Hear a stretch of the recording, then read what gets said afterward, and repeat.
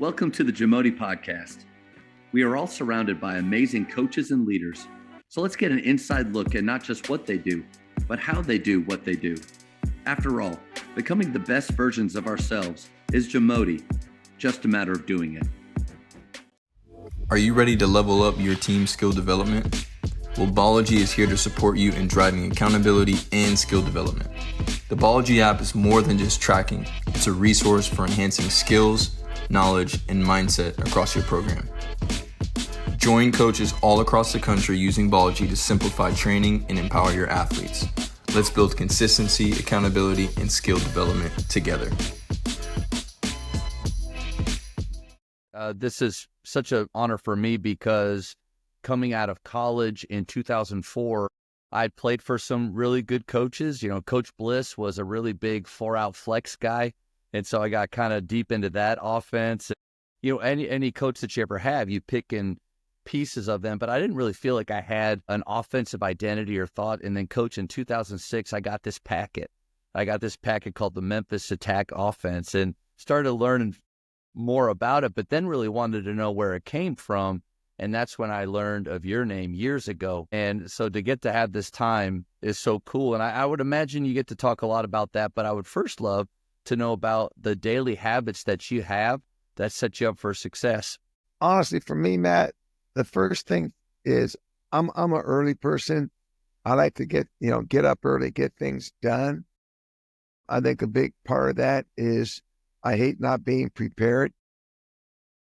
A lot of my assistants, on weekends, even when coaching high school, I'm down there on every Sunday for 2, 4, 5, 6 hours because I don't like not to be prepared for what I'm going to do. I think the other thing is I always try to give my best. And what I mean by that is I've never shortchanged anybody. When I cross those lines on the basketball court, I've always, not one time, not given the best I can in that practice. 46 years of coaching, I've never missed a practice, with the exception of when my mother died. I've never been sick, none of that stuff. It's one of those things. I always felt if I was sick and missed a practice, it was easy for a kid to be sick and miss a practice. So I never wanted to miss one. And I would say probably the other thing I'm a big believer in is just no excuses. Things are going to happen. You can look at certain things and kind of whine or complain about it. I kind of look at it, okay, why did it happen? Let's figure a way not to have it happen again. It's just like it was for me for coaching. A lot of coaches after games, would say, well, we just didn't shoot the ball well. Well, no, I want to win the game even if we don't shoot the ball well. So how can you win the game when you don't shoot it well? And you try and figure those things out. And then I just have, I think like most coaches, you go to bed at night and you just lay there and you just know you got this, you got to do, you got that. This didn't work, why didn't it? And you just kind of lay there. So I leave a pad and pencil next to my bed.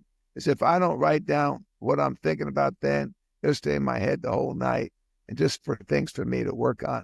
But I just want to try and get better each and every day and each and every year. At the end of the year, I'll evaluate how I did. I ask my coaches, how do we do as a team and as a staff and so forth? So where can we get a little bit better? Maybe pick up 2 or 3 points in this area, 1 or 2 points in that area. I love that golden nugget of the pad by your bed. I've heard a lot of coaches say that you need to have a pad also on the couch. So when you're watching a game and you see something, you can get it down really quick. Or if you hear something, I think that's good. You mentioned a little bit about even when, coaching high school, the schedule that you had. Doing a little bit of research for this and learning more about your coaching journey. You started at the age of 22 as a head coach. I got to ask, what was that like being so close in age to the guys that you're coaching? It was different. I actually had 2 kids that were 19 on my team that year. So I'm 22, they're 19. But, as a coach, I never really thought of it that way. I always thought, I was, the respect to the coach, the respect to the players. My job was to try and get them better. Now, the only reason I had the job when I was 22 is nobody else wanted it. I'll be honest with you. They were 1-41 the 2 years before I got there. We went 5-16 my first year, and they thought it was great. And I was ready I won't say it, but I was ready to commit suicide just about. I couldn't handle it. So at that point, what I decided to do is I asked my returning players, whoever wants to get better, I'll be here at 6:30 every morning. Let's get an hour of shooting in before school to get ourselves better. That summer, I had 2 kids every day that came. I think the most I ever had was 5 kids in one morning. By the time I got to Clovis West High School in 1989 and start developing that program, average morning would be between 30 and 35 kids in the gym every morning trying to get better. Just again, it's just one of those things. Where can I get better? How can I get better, each day? With your daily habits, to me, it's a really good list of maybe characteristics that great coaches have. One, like the getting up early, there's that consistency to your routine, but then also giving your best. I wonder how many times as coaches we demand that from our players, but maybe there's slippage with us and we don't even realize it. Like if enthusiasm is important to our program, how can I demand it from them if I'm not bringing that every day? So Coach, how do you do that over the course of a long season? And you've had a great NBA career as well. That's a grind. I mean, I would imagine 82 games. I've never been a part of it, but imagine that's a grind. How do you give your best every day and keep your tank full? That's, I think, has been one of my, I would say, probably one of my strengths is that there's something inside of me. I grew up with 6 brothers, no sisters. The first 6 of us were within 8 years. So there's a lot of competitiveness in our family. Because you had a starting 5 right there. We did. And so for me, it was like, I always wanted to try and be the best, and I always wanted to give my best. And like I said earlier, I don't want to shortchange. I always felt if I came in one day and I was kind of lazy, it's really easy for any of my players to say, hey, you took a day. Why can't I take a day? So it always, in my mind, I always wanted to make sure that would never happen. And I've told my players that the day that I come in, I don't give you my best, it's probably going to be my last day. It's telling me that my time is coming. And I don't want that to happen. I really don't. You talked about availability, making the gym available for our players. And I think that's, again, another characteristic that as coaches, if we want the development to happen on the floor, we need to open the gym. We need to make it available. To the idea that we can end our practice and say, hey, and make sure when you get home, make sure you get 100 shots up. I don't know. I think that's wishful thinking. I think a great idea for us is that the greatest ability is availability, making that gym open, and then also a fun place to be where they want to come. I 100% agree. I mean, when I was at Clovis West, we would go, the school starts out here at 8:30. So we would go from 6:30 to 8:15 shooting and ball handling every morning. We would go Monday, Tuesday, Thursday, Friday. Wednesdays I had a department meeting, so I couldn't make it. So that would be their day off. So we would go Monday, Tuesday, Thursday, Friday for an hour from 6:30 to 8:15. We would have food for the kids, 8:15 and 8:30. Then I had them in my first period PE class, and that's where they would lift each day. Then we would come back after school and have our regular practice for 2.5 hours. 3 days, Coach.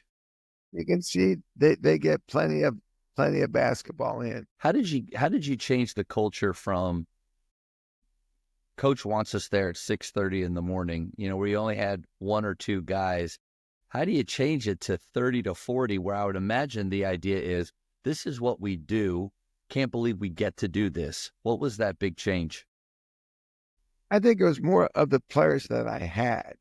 When I went to Clovis West in Fresno in 1989, they were a pretty good program. They weren't the best, but they were pretty good.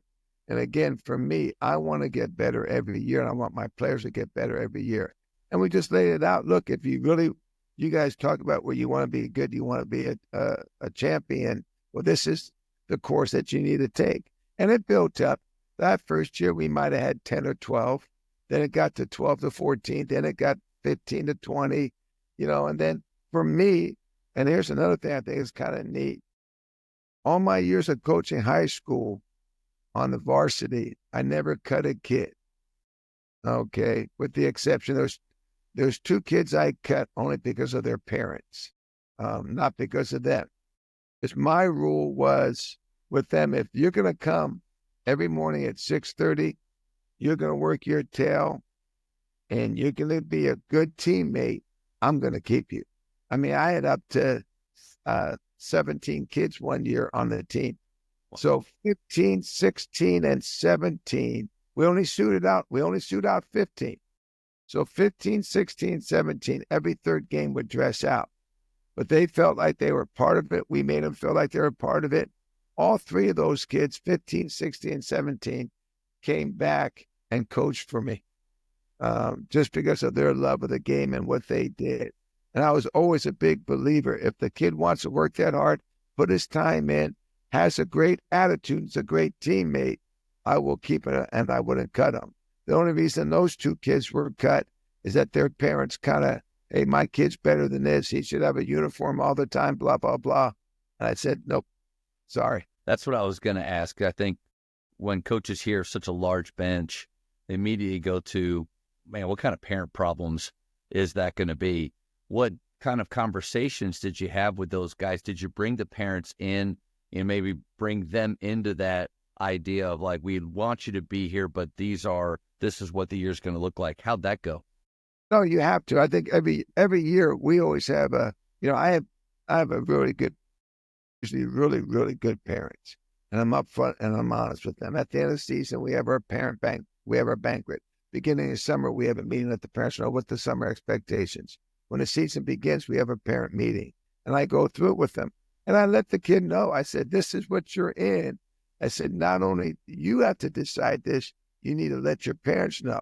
And I let the parents know, look, you got a couple options. Yeah, you can, every parent, when their kid doesn't play, feels like the coach is probably screwing them. I've done this long enough to know that. And that's not a problem. I understand that. Every parent wants the best for their kid. And I totally get that. But what I want the parent to understand is, look, if you know me, I love winning. I hate to lose. I'm not going to not play your kid because I don't like him or anything. It's just the way I feel. And then the other thing I do is my practices are always open to parents to come. I want them to come and see how hard your son works. I think it's great for them. I think it's going to be, for me, do you want your kid on the street or would you rather see him with us 2-3 hours a day, learning good habits and so forth? Because let's be honest, how many of those kids are going to go on and play pro? Very few. In fact, I think I've only had 1 or 2 at the most do it. And I'm not saying NBA, I'm just saying play professionally overseas or whatever.